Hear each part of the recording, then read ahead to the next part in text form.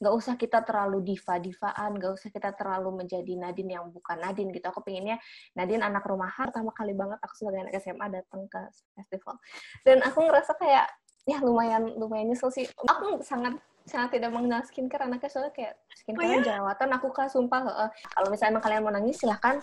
I'm going to be here sebagai teman kalian, dan kalau misalnya aku mau menangis, aku harap kalian bisa menjadi temanku juga.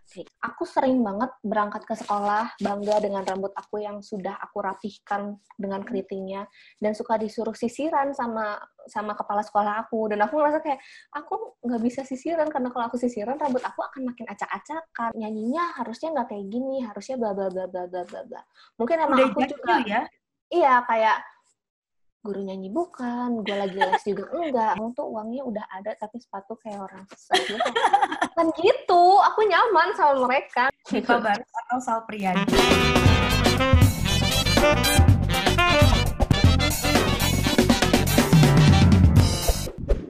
Hai, selamat datang di Teritori, teman cerita Inventory. Ketemu lagi bareng sama aku Indi Arisa, dan kali ini kita akan ngobrol sama seorang perempuan cantik. Dia adalah seorang penyanyi yang bakatnya ditemukan berkat the power of social media. Sampai akhirnya bisa kolaborasi barengan sama seorang musisi EDM, Dipa Barus. Nah, sebelum kita nanti lanjut obrolan, Indi mau kasih tahu dulu kalau sekarang Indi lagi ada di L Hotel Royal Bandung. Jadi sambil sekalian staycation di sini. So buat kamu yang pengen nginep di sini bisa langsung kepoin aja Instagramnya. Nanti kamu bisa cek semuanya di description box. Oke?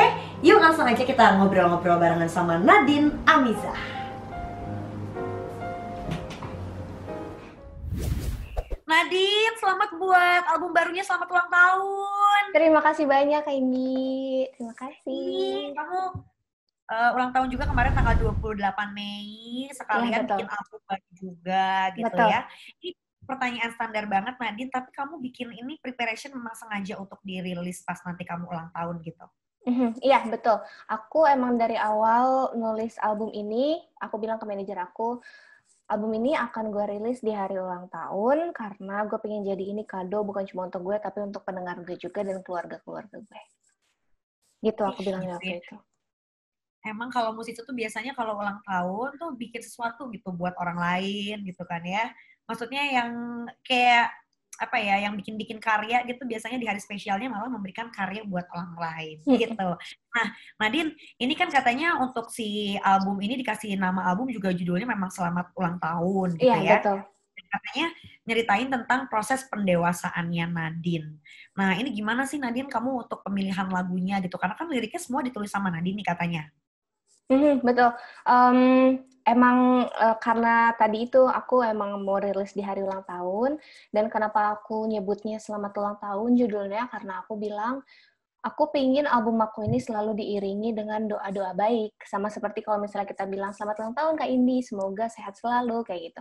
Aku pingin itu menjadi sesuatu perkataan yang baik, dan aku pingin diingat-ingat sama orang, gitu. Oke, jadi memang ini apa namanya sesuatu yang bisa jadi doa, sesuatu yang baik-baik lah buat Nadine ya, di ulang tahun yang ke-20 juga.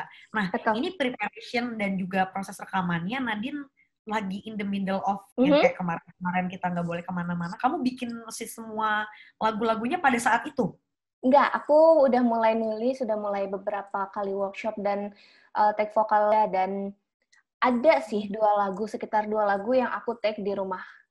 Tapi emang kebetulan Kak, di album ini aku pendekatannya adalah aku nggak pingin take vokal di studio, aku pingin tetap menjadi Nadine yang nggak usah kita terlalu diva-divaan, nggak usah kita terlalu menjadi Nadine yang bukan Nadine gitu. Aku pinginnya Nadine anak rumahan, Nadine suka di kamar, ya Nadine take di kamar, kayak gitu.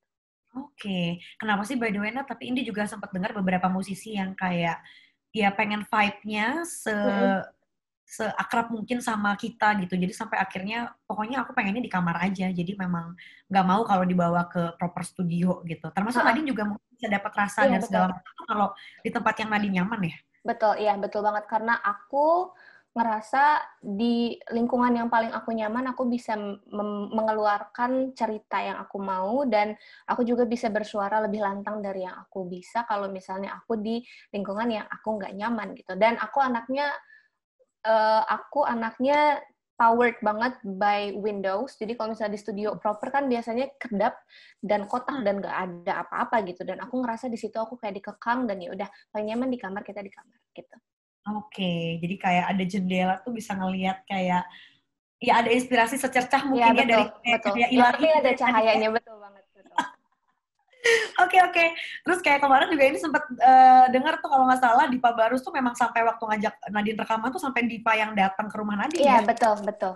Datang ke Ya rumah. ampun, ya ya ya. Nah kalau untuk album yang sekarang yang Selamat Ulang Tahun nih Nadine, siapa aja yang termasuk ke dalamnya gitu ngebantu proses pembuatan? Kalau nggak salah tuh yang produce ada Mika Angelo sama Petra juga ya? Ya, ada Petra Sihombing, Michelangelo, Ibnu Dian, Disa Kamajaya, sama satu lagi Ferry Nurhayat. Gitu. Beda-beda Nah, banget. gimana ceritanya kamu bisa akhirnya kerja sama orang-orang itu gitu? Memang kamu propose duluan atau emang dari awal udah sempet kayak, kita bikin sesuatu bareng gitu atau gimana tuh? Waktu itu tuh di antara 5 ini ada 2 yang emang udah bareng sama aku dari awal aku debut, yaitu Ibnu Dian sama Disa Kamajaya. Ibnu itu yang ngerjain Rumpang sama Sorai, Disa itu yang ngerjain Seperti Tulang. Jadi mereka adalah produser yang aku sendiri udah nyaman kerjanya. Tapi karena di album ini adalah semua tentang sesuatu yang baru, aku juga di umur yang baru dan aku juga berusaha untuk lebih melebar, mendewasa. Jadi aku bilang ke manajer aku, kayaknya aku pengen deh ngajak beberapa produser baru yang aku sendiri belum kenal, tapi aku tahu mereka baik. Dan aku dikenalin sama Petra Sihombing, sama Mika Angelo gitu. Dan setelah kita workshop pertama, ternyata semuanya lancar dan selesai deh. Oke, tapi kalau Nadine disuruh milih nih, kamu prefer sama produser yang udah sempat kerja sama sebelumnya, yang kayak udah pasti tahu rasanya kayak apa, Betul. udah ngerti apa yang Nadine mau, atau itu lebih senang sama yang misalnya baru kayak Petra dan juga Mika. Let's say kan kayak gambling ya, baru pertama, tapi Betul. juga mungkin bisa jadi pengalaman baru dan bisa menguak sisi Nadine yang lain. Nah, kalau kamu, which one do you prefer? Nah, beda-beda sih Kak. Aku ngerasa iya nyaman kalau misalnya aku bisa sama produser yang biasa aku kerja bareng. Tapi at the same time, kalau misalnya aku terus-terusan berada di lingkaran nyaman, aku tahu aku tidak akan tumbuh kembang dan aku juga nggak akan punya kepala lain yang bisa diajak diskusi dan argumentasi tentang musik gitu. Jadi kalau misalnya emang dibilang nyaman dan aku merasa aman ya dengan produser yang lama. Cuma kalau misalnya aku mau lebih yang tertantang dan aku juga punya sesuatu yang baru dan aku jadi lebih belajar, tentu sama produser yang baru. Oke, terus gimana kemarin experience-nya Nadine pas sama Petra? Ada hal seru yang kamu kayak, wah seru banget nih diproduserin Petra gitu? Kemarin itu yang membuatnya seru adalah karena Kak Petra itu referensi lagunya lumayan beda sama aku. Seperti yang tadi aku bilang, jadi aku juga banyak belajar, aku juga jadi banyak tukar pikiran sama Kak Petra. Dan kemarin itu yang membuatnya seru adalah aku tuh anaknya BM kalau misalnya masalah sesuatu yang didengar seperti instrumennya, aransemennya, aku BM banget. Walaupun aku sendiri nggak bisa membuatnya gitu. Tapi aku tahu di kepala aku apa yang aku pingin.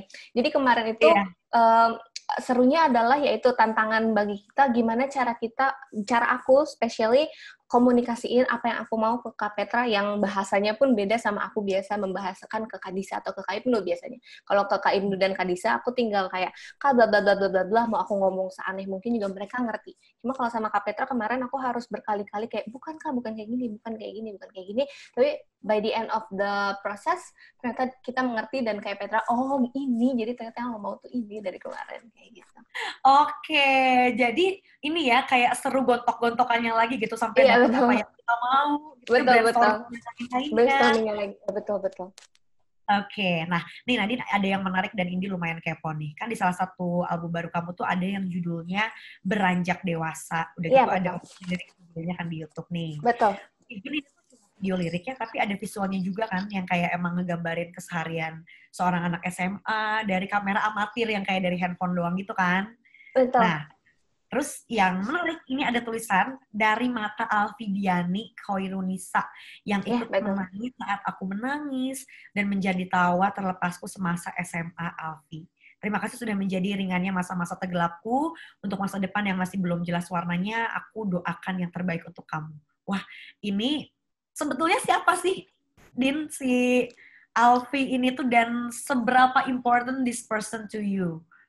Jadi Alfi ini salah satu dari sahabat aku. Sahabat aku ada banyak, ada beberapa, cuma Alfi yang paling aku sebut karena ada satu kejadian yang aku nggak akan lupa banget adalah waktu itu aku pernah dilabrak sama teman seangkatan aku gitu. Lucunya aku bukan dilabrak sama kakak kelas, aku dilabrak sama anak seangkatan aku. Pada saat itu aku melakukan suatu kesalahan di mata mereka, aku dilabrak, aku menangis di kamar mandi. Habis itu Alfi itu baru dari luar sekolah, maksudnya kayak dia habis kayaknya ada kegiatan di luar sekolah, terus dia datang pas aku lagi nangis. Dia nggak tahu apa masalahnya, dia sama sekali nggak ngerti, tapi dia ngeliat aku nangis, dia ikutan nangis. Jadi aku ngerasa oke, seempati itu rasanya dia ke aku. Dan mungkin itu yang membuat aku ngerasa, oke, ternyata gue tuh di sini nggak sendiri. Gue juga kalau misalnya gue mau nangis, ada Alfi yang nemenin gue nangis. Berarti this one person tuh means a lot to you ya. Maksudnya tanpa dia harus menjelaskan apa yang Nadine rasain, dia tuh udah kayak Betul. ngerti, langsung puk-puk aja gitu ya. Iya, betul. Dia langsung ikut nangis dan ya udah, dia juga tidak berusaha membenarkan apa yang aku lakukan, dia tidak juga menyalahkan. Ya udah gitu aja, dia cuma ikut nangis. Dia ngasih tahu bahwa gimana pun juga lo tetap temen gue, kayak gitu. Oke. And you guys become best friends since then, sampai sekarang? Iya, dari dulu ya sampai sekarang. Oke. Tapi kalau dari Nadine sendiri ada yang pengen diucapin gak buat Alfi Diani? Alfi, nggak bisa nih aku kayak Alfi tuh soalnya orangnya kocak banget kayak, dan aku tuh kayak selalu ngerasa kalau misalnya mau emosional sama dia tuh gak bisa banget. Cuma Alfi kalau misalnya aku tahu dia kesusahan di kampusnya, dia masuk ke jurusan yang dia sendiri ragu dan dia takut dan dia juga banyak nggak bisa, tapi menurut gue nggak apa-apa sih Vi, lanjutin aja dulu dan gue yakin kedepannya lo pasti akan jadi orang yang hebat. Gitu. Amin tuh. Berarti kalau gitu karena kamu tuh agak kurang kurang bisa romantis sama dia, bentuk kamu tuh kamu tuangkan dalam lagi-lagi karya ya. Iya betul. Betul Kayak banget. makasih Alfi gitu nih, aku bikinin video lirik isinya kamu semua gitu. Betul banget. Oke. Nadine, tapi kalau ngomongin Nadine sebetulnya dari Nadine sendiri, genre musik Nadine tuh lebih ke apa sih? Aku selalu ngerasa aku tidak masuk ke dalam kotakan genre, dan aku juga ngerasa belakangan ini juga penyanyi-penyanyi lain, mereka tidak berusaha untuk fit ke dalam satu genre yang terdengar seperti genre itu doang gitu. Dan aku ngerasa genre aku ini mungkin kalaupun emang tidak ada di genre pop, karena aku tidak sepopuler diva perempuan Indonesia, tapi mungkin juga aku nggak folk karena aku juga banyak masukin komponen-komponen yang nggak ada di lagu folk. Jadi aku pada akhirnya membiarkan diri aku mengambang di tengah-tengah itu, dan jadi lebih fluid, Kak. Apa yang aku ciptakan tidak harus ada di genre ini, dan itu jadi melebarkan apapun yang mau aku tulis dan mau aku ciptakan gitu lah. Iya, emang zaman sekarang kalau ditanya genre juga udah bingung ya, secara ada 2000 genre, pasti kan kamu bisa masukin unsur ini, ambil unsur ini dikit gitu. Meskipun kalau Indi bisa bilang genre folknya Nadine yang lumayan paling kental lah ya. Iya, mungkin itu. Oke. Nah, tapi menarik nih Nadine, karena kalau dilihatnya Nadine sebagai musisi ketika Nadine perform sendiri, and then compare to Nadine sama Dipa Barus. Itu kan kayak a whole new world alias beda gitu ya. A whole different person. Langsung switch gitu kan ya.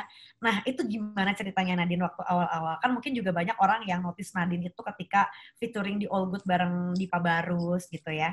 Sebelumnya tuh Nadine udah sempat bawain lagu-lagu genre EDM juga, atau emang suka ke arah sana? Gimana sih, ceritain dong waktu awal sama Dipa Barus tuh. Jadi waktu sama Kak Dipa itu emang aku pada masa itu aku banyak juga ngedengerin lagu-lagu referensi elektronik, tapi bukan electronic dance music, jadi nggak lagu yang sekencang itu gitu. Aku dengerinnya paling R&B, black soul dan lain-lain.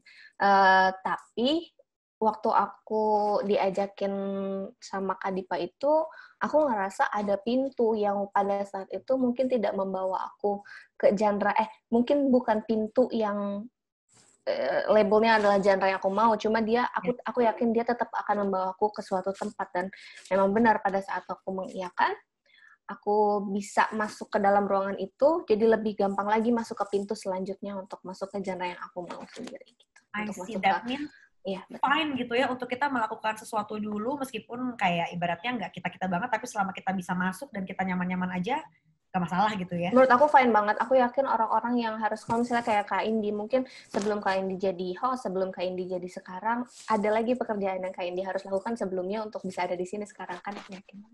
Oke. Nah, Nadine lucu juga nih waktu Nadine on stage barengan sama Dipa Barus, DWP at that time. Semua orang kan kayak ini Nadine masih underage nih, masih 16 tahun. Bener banget, 16 tahun. Dan kan sebenarnya kan nggak boleh gitu. Dan kalau nggak salah dari interview lain tuh yang terjadi adalah Nadine tuh cuma perform, abis itu pulang lagi. Pulang, iya betul banget. Jadi nggak muter-muter di sana, lihat-lihat instalasi, lihat-lihat panggung lain gitu, enggak ya? Enggak, dan aku pun di DWP itu kayak aku masih belum mengerti festival kan. Aku itu pertama kalinya datang ke festival dan langsung DWP gitu. Aku kaget banget dan culture shock banget karena pada saat itu bahkan With The Fest aja aku belum pernah datang gitu. DWP ini pertama kali banget aku sebagai anak SMA datang ke festival. Dan aku ngerasa kayak ya lumayan nyesel sih.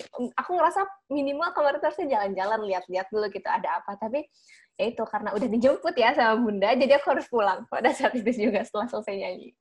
Oh, jadi Bunda waktu itu posisinya antar jemput, dia nggak nemenin Iya, juga? standby di hotel. Kan nggak enak kalau misalnya harus nunggu. Iya, betul. I see, iya. Gimana tuh kamu experience-nya ngelihat orang tuh datang ke sana sebagai penikmat, kamu belum bisa masuk, tapi langsung masuk sebagai performer gitu loh, Nadine. Aku kayak bangga sih, bangga. Cuma enggak sih, nggak ada cumanya. Aku bangga saat aku naik ke panggung terus aku ngelihat orang-orang sebanyak itu karena aku kan sebelumnya belum pernah perform di panggung raksasa gitu, apalagi ini adalah DWP yang ada yang penontonnya pun kayak gue paling kecil nih di sini. Ini kayak gue perform ke sekelompok kakak-kakak yang gue nggak kenal dan gue nggak tahu apa yang mereka suka. Cuma pada saat itu aku berusaha nutupin ketakutan aku dan ya udah perform sebagai Nadine aja gitu. Wah, luar biasa. Gila ya. Belum harusnya masuk festival itu, tapi udah datang-datang sebagai performer, itu gila sih. Jadi kayak prestasi sih, gitu. Nah, ngomongin prestasi Nadine yang lain, selain tadi udah bareng on stage sama Dipa Barus di panggung yang besar gitu ya. Kan ini juga kamu sempat bareng sama Yura, abis itu sama Steve. Betul. Ya. Dan juga Agatha Priscilla kan. Kamu diajak collab nih sama Disney Indonesia, nyanyi Reflection. Betul banget, yang harus diundur. Iya, itu gimana sih ceritanya awalnya gitu? Kemarin itu aku dikontak langsung sama Disney Indonesia, headquarter di sini. Dia bilangnya adalah menyanyikan lagu untuk Mulan, dan aku nggak nyakanya adalah barengan sama Teh Yura, barengan sama Kak Via, sama Kak Priscil.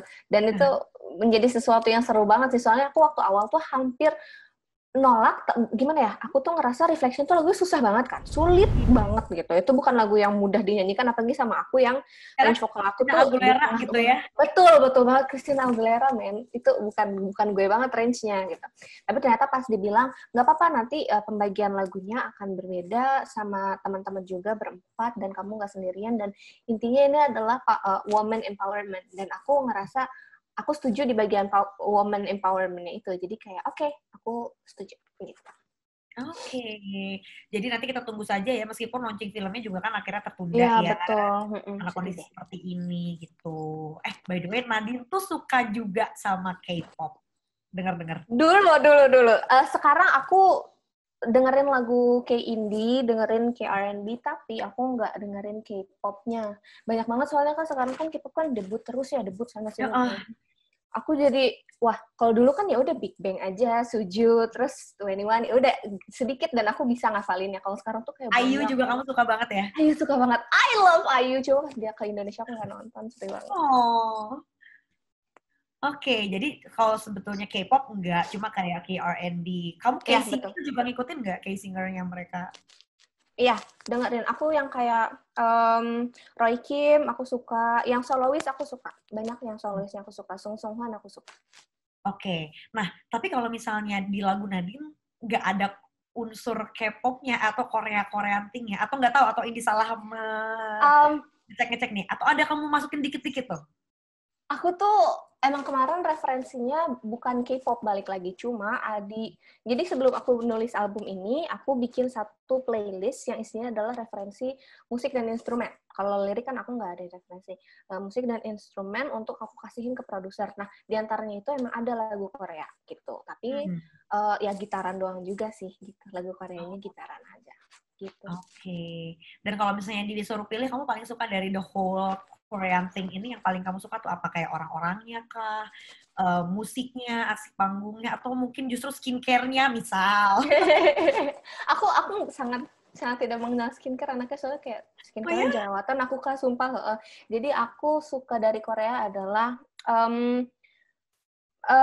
industri video dan filmnya. Menurut aku kalau misalnya Hmm. orang Korea bikin musik video, mereka sama sekali nggak pernah ada kata tanggung dan main-main gitu. Mereka kayak, ya lihat aja musik video Blackpink dan lain-lain. Itu top tier Gitu ya. banget menurut aku. Kayak, aku masih belum bisa menemukan di Indonesia yang bisa membuat sebaik itu, dan aku berharap suatu hari kita bisa ada di level yang sama gitu. Amin, bener. Kayak kemarin terbukti Betul. aja lah, kayak pemecah rekor 24 jam lagi-lagi dari Korea, Betul. Blackpink, ya Selalu kan? Blackpink. Ini Ya. emang gokil Selalu banget ya. Korea. Betul. Oke, nah Nadine, ini kan katanya kamu juga pengen bikin konser dari album terbaru secara Ya, virtual pengen banget. nih. Karena kan kamu pengennya sih sebetulnya juga ya langsung lah ada interaksi sama penggemar gitu ya, sama fans-fansnya. Nah, ketika sekarang kita udah masuk ke era new normal ini gitu ya, dan juga beberapa konser di panggung udah ada yang diizinin juga gitu. Nah, kalau misalnya nanti ya one day, kamu pengen konsepnya tuh yang kayak gimana sih yang buat kamu serve gitu, yang kayak ini dari Nadine banget buat semua fans-fansnya Nadine gitu. Aku pengen, walaupun yang datang bisa banyak, aku tetap ingin ini menjadi sesuatu yang intimate. Makanya itu akan menjadi pertimbangan banget. Kemarin tuh aku sempat ditanyain sama manajer aku. Ini untuk perihal ini ya, konser yang face to face fisik. Soalnya kalau Ya, misalnya untuk yang virtual, aku sendiri belum ada konsep dan belum kepikiran, makanya sampai sekarang belum gegabah untuk melakukan itu gitu. Cuma kalau untuk yang fisik tuh kemarin tuh harusnya Agustus kan kita udah mulai konser, cuma kan sampai sekarang kayaknya belum ada yang kemungkinan ya, semua dilakukan gitu. Aku pengen semuanya masih berjalan dengan intimate. Aku nggak peduli kalau misalnya emang orangnya nggak bisa, nggak harus banyak. Aku nggak perlu orang-orang yang banyak, aku perlu orang-orang yang fokus gitu. Aku pengen orang-orang khidmat dan bisa menikmati dan bisa menangis di konser aku kayak gitu. tapi Nadine kalau yang dilihat ya dari live YouTube aja, tuh banyak banget kamu lagi live, orang tuh pada nangis. Kamu nggak pernah tiba-tiba ke bawah lagi nyanyi pengen nangis juga gitu? Kayak, sering banget. Makanya itu sesuatu yang menurut aku bersyukur kalau misalnya teman-teman aku suka nanya gitu. Bukan teman-teman sih, followers aku suka nanya kayak, kalau kamu lagi sedih di panggung, what do you do gitu? Kamu harus membahagiakan orang di depan. Justru aku bilang, di panggung aku tidak harus berpura-pura. Saat aku bernyanyi menjadi Nadine, aku membuat orang lain nangis, aku juga punya hak untuk menangis bersama mereka gitu. Karena aku kan juga bukan performer yang kayak harus happy guys, nggak harus joget kita. Kalau misalnya emang kalian mau nangis, silahkan. I'm going to be here sebagai teman kalian, dan kalau misalnya aku mau menangis, aku harap kalian bisa menjadi temanku juga. Gitu. oke, jadi memang kayak hal kayak gini kamu manggung tuh bukan berarti buat senang-senang, harus senang. Kalau kamu emotionnya lagi sedih, ya rasakan aja Ya, sedih betul. sedihnya itu juga gitu ya. Betul banget, betul banget. Oke. Nah, tapi kalau untuk setiap kali Nadine konsep manggung tuh kayak gimana sih kayak kamu ya? Ini juga agak kaget, Nadine ternyata udah potong rambut. Karena yang ditahu kan Nadine tuh image-nya rambut panjang, Betul, betul banget. so badass banget gitu, yang kayak, udah gitu selalu dengan dress putih yang kayak ibu peri gitu. Untuk Nadine sendiri kalau misalnya kamu manggung dengan konsep kayak tadi, katakanlah dari rambut, abis itu bajunya, sampai kayak ke bikin video klip, itu tuh kamu ada satu orang kepercayaan yang selalu ngurusin itu, atau kamu selalu involved dalam setiap hal-hal yang kamu bikin itu? Nah, harusnya sih aku sudah bisa mempercayakan itu ke orang lain, misalnya ke stylist atau ke creative manager yang dia bisa meng-hire stylist, hairstylist, makeup artist, segala macam. Cuma, aku ngerasa, seperti yang tadi aku bilang, aku pikir setiap aku bernyanyi di panggung itu adalah menjadi experience yang intimate. Dan aku percaya kalau misalnya aku terlalu terlihat seperti diva dan aku terlihat out of reach, orang-orang nggak akan bisa membawa hati mereka yang terluka ke depan aku saat aku bernyanyi. Let's say kayak gini, Kak Indi lagi sedih banget. Kak Indi datang ke rumah aku untuk menangis, untuk bercerita. Tapi aku lagi pakai baju disco gitu. Aku lagi pakai baju gaun mewah. Tentu itu bukan menjadi experience yang hati ke hati. Lebih ada kayak, jadi kayak ada barrier untuk kita berbicara tatap-tatapan gitu. Makanya aku selalu bilang, nggak apa-apa, gue nggak perlu kelihatan terlalu mewah di panggung. As long as I can wear my pretty dress, as long as I can wear the hair that I want, dan aku bisa makeup sendiri, kayaknya orang-orang cukup memperhatikan gue bernyanyi dan gak perlu lihat segimana mewahnya baju gue. Kayak gitu. Oke, yang penting cukup representatif lah ya, dan Iya, ya betul. lagi-lagi message-nya kan yang mau di-deliver adalah aku nyanyi gitu kan Iya, ya. betul. Iya, betul. Baiklah. Nah, terus nih Nadine, ini juga sempat kepo kemarin lihat-lihat interview Nadine. Nadine katanya suka banget makan dan no diet-dietan. Bahkan suka kayak malam-malam ke dapur Iya, nyari kacau makanan sih itu. gitu. Nah, tapi kebetulan aku sekarang lagi diet kayak Indi. Soalnya kemarin tuh udah, ya itu ya, aku mulai sneaking out ke dapur malam-malam itu semenjak kita di rumah aja. Semenjak di rumah aja tuh Gila, aku itu kacau makanya banget pola kayak, makannya. iya kayak kita kan bingung ya di rumah ngapain. Kadang Ngapain, tuh jadi kalau benar-benar mikir, banget. ini kayaknya bukan lapar tapi bosen aja gitu, pengen Bosen, cari bener kayak apa. pengen gerak aja mulutnya, jadi nyari gitu kan. Cuma ya makanya dari itu aku selalu bilang ke diri sendiri, enggak, lo tuh enggak lapar, lo tuh cuma bosan, yuk kita cari kerjaan yang lain You aja know. gitu. Betul. Oke, dan akhirnya sekarang Nadine memutusin untuk oke, kayaknya makannya mulai harus dikontrol nih sekarang Dikontrol gitu ya. banget, iya betul, betul banget. Oke, nah tapi sebelum-sebelumnya Nadine termasuk yang kayak ngejaga image banget nggak sih? Kayak misalnya aku public figure, I'm a singer, udah gitu kayak orang kan banyak yang lihat aku whenever I'm on stage, di sosial media segala macem gitu. Itu sempat yang kayak jadi concern banget atau enggak sih cuek-cuek aja karena kebetulan mungkin badan Nadine sangat terjaga dengan yang emang segitu-segitu aja misal. Um, Kalau dari perihal badan, aku ngerasa enggak sih. Tapi kalau misalnya dari appearance, dari attitude, dari bagaimana aku berperilaku, aku sangat menjaga itu karena aku ngerasanya bukan bukan sebagai fasad ataupun fake ya. Aku ngerasanya aku tuh dilihat banyak orang sebagai panutan. Kalau misalnya aku melakukan sesuatu yang tidak baik dan encourage mereka melakukan sesuatu yang juga tidak baik, tanggung jawab aku ke Tuhan. Aku nggak suka itu. Dan aku ngerasa kalau misalnya emang aku mau menjadi sesuatu yang dilihat terus-terusan dan menjadi panutan, I might as well ngerapihin aja sekalian badan aku. Bukan badan, tapi kayak appearance. Karena kalau badan kayaknya nggak ada yang terlalu peduli juga, aku gendut atau aku kurus deh, kayak gitu. Oke, nah sekarang kan lagi ramai juga ya talking about body itself Iya, gitu. betul. Lagi banyak yang keluar-keluar tentang body positivity. Semua orang kan sekarang Betul. saling encourage satu sama lainnya kayak it's okay any shape that you have gitu, just Betul. embrace gitu. Nah Nadine Betul, ngeliatnya betul. sendiri kayak gimana nih? Apalagi kita sebagai Aku, perempuan ya. betul, betul, betul. Aku senang banget tentu, karena aku kan dulu juga um, aku kecil belum ada di era body positivity gitu. Dan aku sering banget tuh kalau misalnya rambut aku kan keriting ya, Kak, aslinya keriting panjang. Keriting banget. Ini semenjak di bleach jadi lurus aja. Um, aku sering banget berangkat ke sekolah, bangga dengan rambut aku yang sudah aku rapihkan dengan keritingnya, dan suka disuruh sisiran sama kepala sekolah aku. Dan aku ngerasa kayak, aku nggak bisa sisiran, karena kalau aku sisiran, rambut aku akan makin acak-acakan. Jadi Aku akan kubang terlihat gitu seperti kan ya. singa, betul. Why? Kenapa dianggapnya bahwa kalau rambut keriting itu tidak rapi? Kenapa dianggapnya bahwa kalau misalnya aku dengan bangganya membawa apa yang aku diberi oleh Tuhan, seakan-akan aku tidak peduli terhadap appearance aku. Justru rambut keriting itu susah banget diaturnya. Justru kalau misalnya kita harus banding-bandingin, kayaknya kalian tuh lebih nggak rapih dibanding aku. Aku harus pakai conditioner, harus pakai bla bla bla bla bla, banyak banget, sedangkan kalian keramas, sisiran, kering sendiri gitu.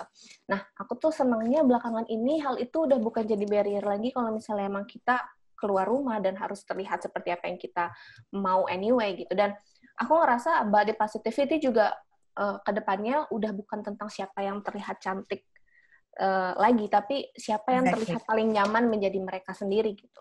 So what if you're not pretty? Emang kenapa kalau misalnya aku pakai kaos oblong dan rambut dicepol cuma untuk ke Indomaret, nggak apa-apa gitu. Itu body positivity juga.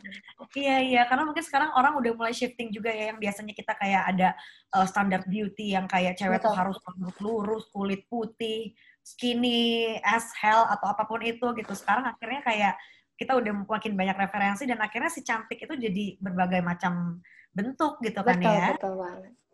I see. Tapi Nadine ngomongin lagi soal ke musik kamu gitu ya. sebagai kamu yang mungkin kemarin terlahir dari kolaborasi juga, mulai dikenal barengan sama Dipa Barus gitu. Ini kan kita, Inventory adalah sebuah platform digital untuk para talent atau industri entertainment gitu ya, all over Indonesia, yang mungkin salah satu dari mereka next time bisa seberuntung Nadine untuk akhirnya dinotis juga sama orang lain lewat platform ini dan juga akhirnya punya karir yang sukses di industri entertainment ini. Gimana Nadine ngelihat Inventory ini? Kalau menurut aku, Inventory sudah menjadi platform yang tadi memberi kesempatan untuk orang-orang saling bertemu juga. Karena seperti yang tadi Kak Indi bilang, karena nggak cuma talent, tapi juga ada dari sisi panggungnya, ada segala macam ada. Jadi menurut aku, kita emang butuh suatu titik temu yang bisa semua orang yang ada di industri ini ketemu gitu. Kayak, karena aku juga tidak bisa berjalan dengan baik tanpa ada orang panggung juga mau manggungin siapa kalau nggak ada aku sebagai talent, kayak gitu. Jadi emang menurut aku udah baik ada suatu wadah yang bisa menjaga kita semua bareng-bareng. Oke, nah ini juga Nadine kan sempat sampai akhirnya dulu punya wish gitu ya untuk jadi terkenal dan kamu bisa dengerin sendiri suara Nadine di Prambors. Sekarang udah bukan di Spesifik Prambors, banget ya. tapi udah di seluruh radio Indonesia. Iya betul, Gitu ya. kemarin tuh kayak, ya Allah, itu mimpi sih. Itu udah terwujud nih Nadine. Kalau mimpi Nadine yang lain belum terwujud apa sih? Masih ada? Banyak. Aku pengen lulus tepat waktu. Itu salah satu mimpi aku yang harus selaras sama mimpi aku berkarir gitu. Karena aku juga bukan hanya sebagai penyanyi di sini, aku juga adalah anak bunda yang harus menyelesaikan kuliahnya karena aku juga masih bertanggung jawab atas apa yang bunda bayarkan ke kampus aku gitu. Kecuali kalau misalnya emang aku sudah bayar sendiri, aku bisa ya udah terserah gue. Cuma aku nggak bisa, aku masih punya tanggung jawab sebagai anak dan sebagai mahasiswi. Aku ingin menyelesaikan itu tepat waktu agar nantinya kalau aku sudah tuh berjalan sesuai waktu, aku bisa menyelesaikan karir aku tanpa ada rasa kayak aduh nggak bisa gue ngambil kerjaan hari ini, gue ngampus gitu. Aku pengen cepet-cepet terbebas dari perasaan gue harus ngampusnya itu sih. Oke, tapi ada nggak Nadine yang hayalan-hayalan yang kayak ya ini ngayal aja sih dulu gitu. Aduh aku pengen banget, apakah mungkin konser atau album yang kayak gimana Kak, atau video klip yang kayak gimana toh? Aku tuh pingin bikin konser kolosalnya barengan sama teater, tapi teater, orkestra, dan Nadine. Aku pengen bikin kayak gitu. Tapi kayak itu resource-nya harus banyak, orang-orang yang handle juga harus orang-orang yang paling baik. Itu masih mimpi sih. Cuma aku pingin banget kalau misalnya itu bisa terjadi. Dan aku juga pengen banget nyanyi di luar negeri. Gitu. Amin. Mari kita doakan saja mudah-mudahan tercapai ya di usia yang baru ini juga gitu. Nadine ngomongin soal kamu inspirasi, berhayal dan lain-lain. Tadi juga kan ini sempat notice Nadine tuh pengennya di kamar mungkin karena untuk tag vokal ambience-nya udah dapet banget gitu. Ya, betul. Kamu termasuk yang suka ngabisin waktu kayak sendiri ngobrol sama diri sendiri di kamar gitu nggak sih untuk dapat inspirasi dan hayalan-hayalan gitu? Sangat, karena aku percaya aku juga bisa berada di sini karena dulu waktu masa SMA itu aku banyak hidup di dalam kepalaku gitu. Aku banyak banget berhayal, aku suka berbicara dengan diri sendiri. Tapi itu bukan sesuatu yang shameful menurut aku. Dulu aku sering ngomong sama diri sendiri, makanya kalau misalnya orang suka nanya, kok Nadine pandai banget berbicara, kok Nadine bisa menulis lirik. Yeah, because I have done this in my head before, 1,000 times before, gitu. Wow, amazing. Sampai akhirnya kamu bisa punya pola pikir kayak gini yang kalau di notice sih kayak Nadine udah beberapa kali di interview sama orang, mereka pada bilang Nadine tuh nggak kelihatan kayak Nadine anak-anak pada umurnya gitu nggak sih? Ya kan, Nadine tuh Itu kayak salah kelihatan satunya lebih juga. dewasa gitu. Nah tapi Nadine pernah nggak sampai ada kayak punya teman hayalan gitu? Karena ada orang yang kayak emang kita suka di kamar terus, kayak jadi akhirnya ngobrol sama teman hayalan kita gitu. Yang mungkin buat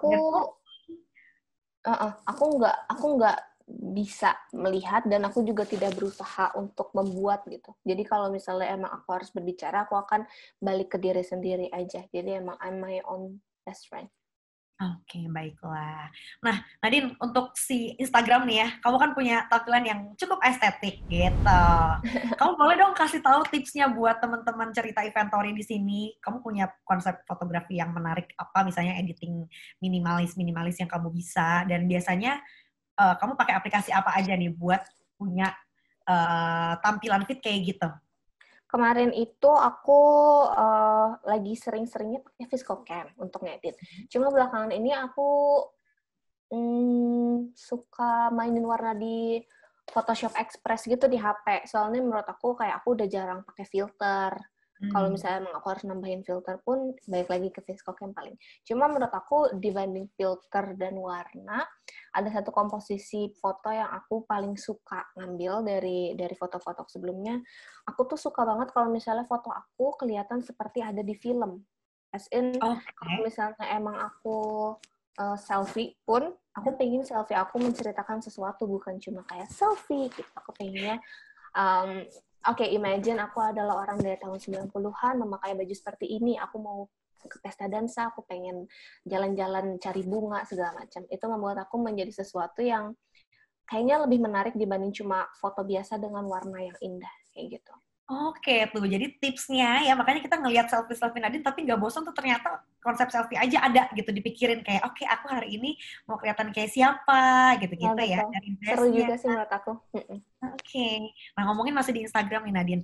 Nadine kan apa namanya apa ya zaman dulu waktu Instagram followersnya masih sedikit gitu. Katanya Nadine lebih sering dapat hate comment.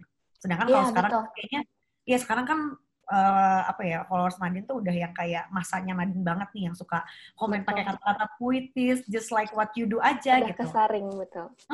Nah kalau dulu emang yang hate comment Nadine terima tuh yang isi-isinya kayak gimana sih? Hate comment yang paling sering aku terima itu sebenarnya sesuatu yang di atas namakan saran. Gitu. Mereka selalu bilang, nyanyinya harusnya nggak kayak gini, harusnya bla bla bla bla bla bla. Mungkin emang udah aku juga, ya? Iya kayak guru nyanyi bukan, gue lagi les juga enggak. Siapa ini? Gitu. Iya kayak siapa? Kenapa? Kalau misalnya mereka mau memberi saran, menurut aku lebih pantas kalau misalnya mereka memakai akun mereka beneran, karena untuk apa ngumpet di belakang akun palsu kalau misalnya ini adalah hanya saran pakai gitu. account gitu ya, pas diklik nggak ada fotonya.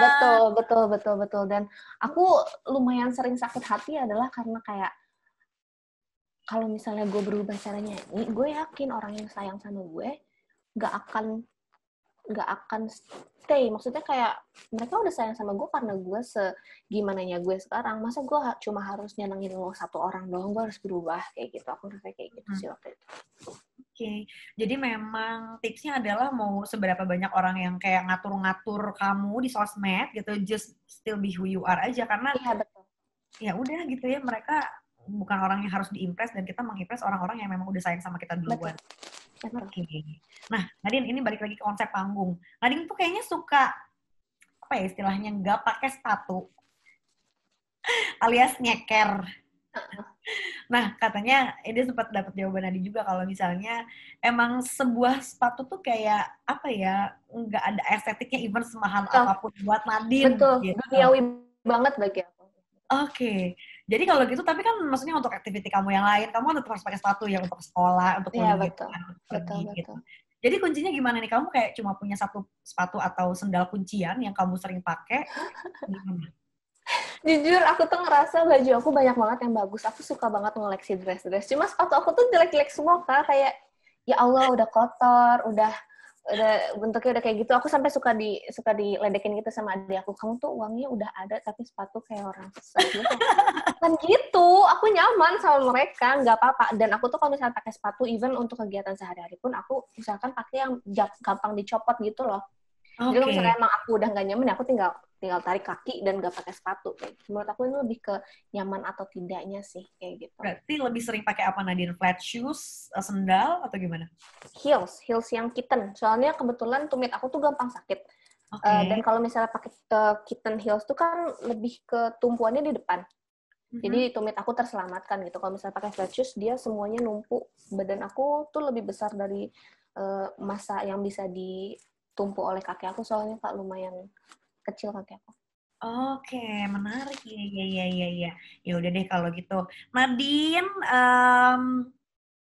ini pengen nanya juga penasaran. Untuk Nadine sendiri kan kamu salah satu yang lahir sebagai penyanyi atas dasar the power of social media gitu. Kamu berarti sama orang gitu dari sosmed, dari konten kamu gitu. Sampai ada netizen yang nge-mention kamu ke Dipa Barus yang akhirnya itu kan dinotis gitu ya, sampai akhirnya jadi kolaborasi sebuah lagu. Nah, terus kamu masih inget nggak sih dulu lagu apa yang di-tag-tagin sama netizen itu ke Wah, Dipa Barus yang sampai akhirnya jujur. beneran dinotis sama Dipa Barus? Enggak sih, aku nggak ingat banget. Soalnya Instagram aku tuh pernah di-hack, Kak, sebelum aku debut. Dan tapi setelah aku kenal sama Dipa, jadi kayak pas udah di-tag, aku ke-hack, baru aku ngobrol lagi sama Dipa, baru debut gitu. Nah, aku tuh lupa banget lagu apa waktu itu yang mereka tagin, tapi aku yakin itu lagu cover sih, kan dulu kan belum nyiptain lagu. Oke, jadi sebetulnya yang nge-tag itu lumayan banyak ya, maksudnya sampai akhirnya di Dipa Barus notice. Satu orang doang sih, Kak, satu orang. Cuma kan Dipa emang, dia orangnya humble, dan dia selalu ngeliatin apa yang fans dia omongin gitu. Dia selalu, kalau misalnya emang dia disuruh ngecek, ya dia akan ngecek. Dan itu sih aku bersyukur banget tentang itu. Wow, kalau misalnya kamu ketemu sama orang atau netizen ini yang ada di depan kamu mau bilang apa Nadine sama dia? Terima kasih banyak. Karena tanpa kalian aku nggak akan ada di sini. Thank you. Oh, gila, you're so kind ya to your fan ya, sama netizen-netizen juga. Nah, ini kebetulan kita juga kemarin kita posting satu foto di feed-nya Eventory yang kita kasih kesempatan buat teman-teman semua followers Eventory untuk nanya di segmen Hai Netizen buat Nadine. Ini dia akan bacain ya. Baik. Aku akan pilih 3 penanya terbaik. Nah, ini pertama dari... Ini kayaknya emang fansnya Nadine karena dia bahasa pertanyaannya aja puitis banget itu loh, Nadine. R Vembri _ Hai Ibu Peri. Nah, opening aja udah Ibu Peri kan ya. Jujur, semua anak-anakmu sudah membuat aku jatuh hati. Setiap kata dalam liriknya yang begitu menyentuh dan mewakili isi hati banyak orang, termasuk aku. Apakah dalam setiap penulis liriknya itu semua sesuai dengan kehidupan kamu? Atau kamu ciptakan sesuai dengan cerita dari pendengar kamu? Terima kasih. Semoga Nadine berkenan menjawab. Juga semoga kita bisa bertemu jika takdir mengizinkan. Tuh kan, puji banget. Semoga benar bisa ketemu dan terima kasih banyak atas pertanyaannya. Aku sampai saat ini sudah berusaha melebarkan sudut pandang aku saat menulis lirik, tentu. Tapi emang nggak bisa dipungkiri bahwa apa yang aku tulis itu masih personal banget, masih tentang aku lagi gitu. Dan aku ngerasa itu bukan sesuatu yang keren. Iya, orang selalu memuji aku tentang lagu aku yang personal. Tapi menurut aku, seorang penulis yang baik adalah mereka yang sudah bisa menulis lagu dari apa yang bukan mereka saja rasakan, tapi juga mereka pahami dari orang lain gitu. Dan aku berharap suatu hari nanti aku bisa menulis tentang pengalaman orang lain, bukan cuma aku sendiri. Oke, jadi ini buat teman-temannya Nadine, banyak-banyakin curhat sama Nadine, siapa tahu nanti ketemu lagi Nadine udah kayak siapa tahu, betul. Kamu loh. Gitu betul. Ya. Oke, next question dari @Kemilau Daniswara. Nadine di setiap lagu yang Nadine nyanyiin itu feel-nya selalu dapat banget, apalagi di lagu Cermin. Itu terinspirasi dari mana nulis lagu kayak gitu? Aku Cermin itu terinspirasi dari struggle aku dengan kesehatan mental aku dan aku sebagai penyanyi gitu. Karena menurut aku sebagai orang yang bukan penyanyi aja itu kadang susah untuk punya kekuatan bahkan cuma untuk keluar rumah dan melakukan kegiatan dengan sewajarnya gitu. Karena kadang I'm so blacked out, aku bahkan gak bisa ngelakuin apa-apa dan badan aku gak bisa diajak kerjasama gitu.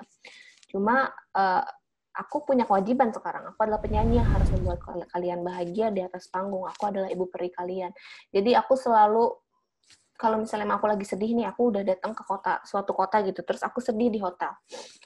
Kadang rasanya tuh kayak, ya Allah, pengen terbang ke Jakarta lagi nih, balik pulang gitu. Cuma kan gak mungkin, aku punya kewajiban, pengen pulang. Jadi aku harus bisa menurunkan nih, buka muka Nadine, ambil Nadine yang dicermin, pakai Nadine yang adalah ibu peri, pakai jubahnya, berangkat ke panggung. Ya udah, aku udah bukan Nadine yang sedih lagi, tapi Nadine yang adalah orang yang harus membahagiakan kalian. Cermin itu tentang bagaimana aku harus punya dual identity dan aku harus bisa turn on, turn off-nya dengan baik kayak gitu. Oke, and that's how we menjalankan hidup ya, memang kadang. Iya, betul. Aku yakin nggak cuma aku sendiri. Betul. Iya. Nah, Nadine, ini ada pertanyaan kocak sih. RZK Randini, kamu makan Indomie seminggu berapa kali katanya? Jujur, aku suka Indomie, tapi aku lebih suka bihun, teman-teman. Oh, kamu tim bihun. Iya, tim bihun, aku tim bihun. Tapi aku Indomie, ya paling kayak kalau misalnya lagi terus-terusan banget tuh bisa kayak 3 kali seminggu sih, teman-teman. Cuma suka dimarahin sama bunda, jadi aku kayak kedepannya nggak makan Indomie sebulan gitu. Jadi kayak udah kemarin keseringan, nanti dikasih jeda dulu ya. Betul. Gitu. Nah, Nadine ini ya, ada lagi juga dari Etri Retno Izape. Nadine, apa pendapat kamu tentang orang yang ingin menjadi Nadine persis?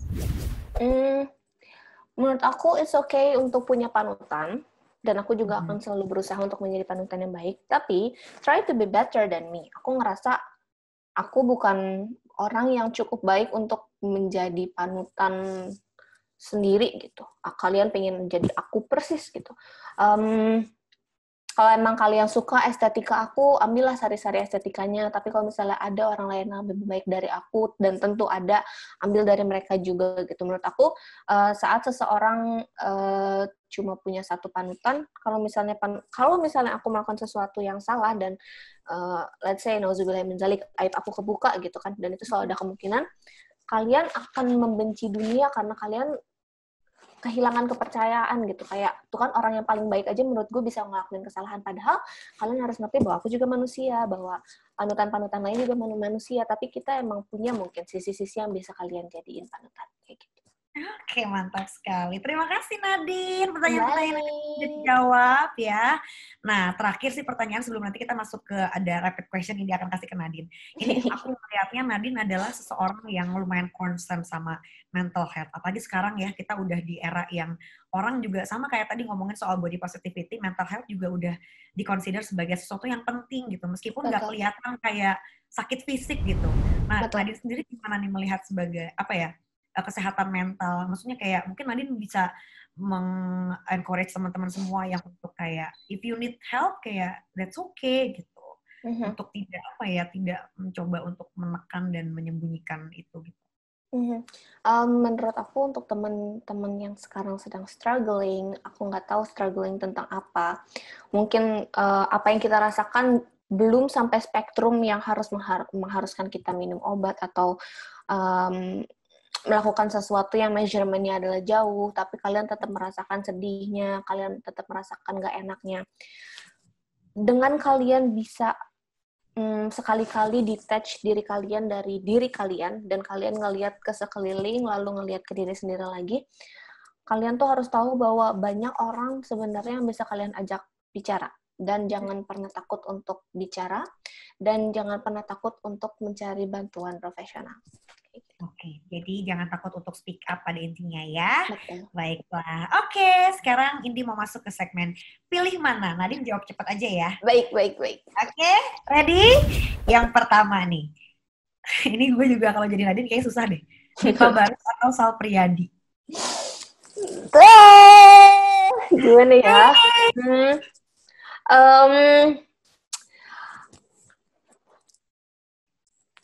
Kita collab bertiga aja gimana? Diplomatis banget jawabannya, choose one honey. Diplomatis. Oke, baik. Dipa Barus, karena tetap aku merasa sangat berterima kasih ke dia. Oke. Yang kedua, Beyonce atau Nicki? Nicki, aduh, my queen bee. Aku nggak bisa, tapi aku akan tetap lebih senang kalau bisa collab sama Nicki.